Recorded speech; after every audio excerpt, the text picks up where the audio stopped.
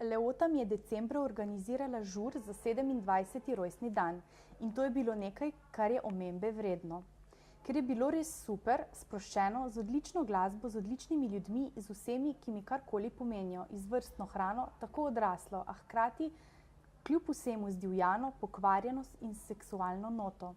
Ta večer sem se po dolgem času spet počutila odlično. Bila sem spet jaz, takšna, kot sem bila, preden sem jo spoznala, preden je ukradla del mene. Bila sem celota, ker je bila tukaj na moji rojstnodnevni zabavi, po Leotini zaslugi, čisto nedolžno kot stara znanka s počitnic. Prišla je sama in prišla je v največji špici žura, kar je še dodatno nabilo moj adrenalin. Leota jo je pripeljala do mene, takrat sem mislila, da me bo zmanjkalo, a je bil zraven samo in me je na hitro zbistril. Čestitala mi je in mi v roke potisnila majhno škatlico. Niti objeli se nisva, skrivali vsaka svojo bolečino, vsaka svojo željo in koprnenje. Cel večer je bila tu, nekje ob meni, prav tako kot tudi Leota, ki se je ravno ta večer odločila preživeti ob meni. Bila sem malo zaščitniška, na zabavi je bilo polno lezbijk.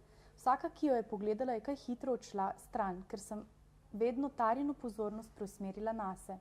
Ves čas sem bila pozorna nanjo, moje oči so bile vedno pri njej, a še vedno tako, da ni bilo opazno. Smešno mi je bilo, kako nihče ni opazil te energije med nama, no vsaj tako sem mislila. Mama, ki je bila tudi na žuru, mi je kasneje nekega dne omenila to energijo, ki sva jo izžarevali staro, tisti večer, a več ni želela spraševati. Ni ostala dolgo in obe sva vedeli, da je boljše tako. Preden je odšla, sem za trenutek dobila možnost biti sama z njo. Samo je Leoto zvabil v skladišče po neke stvari, jaz pa sem Taro pospremila do avta. Ko sva hodili do avta, sva molčali, besede pri nama tolikokrat sploh niso bile potrebne. Iz torbe je potegnila ključe in se naslonila na svoj avto. Stala sem pred njo in jo gledala. Vsak njen gib me je pritegnil, zavedno bi jo lahko opazovala. Ob njej sem postala tak voajer. Pogledala me je, želela nekaj reči, pa sem jo ustavila in rekla: Tara, vem. Samo potegnila sem jo k sebi v objem, jo močno stisnila, roke ovila okoli nje in v tem trenutku je bila samo moja. Super, hvala tudi za ta lep odlomek.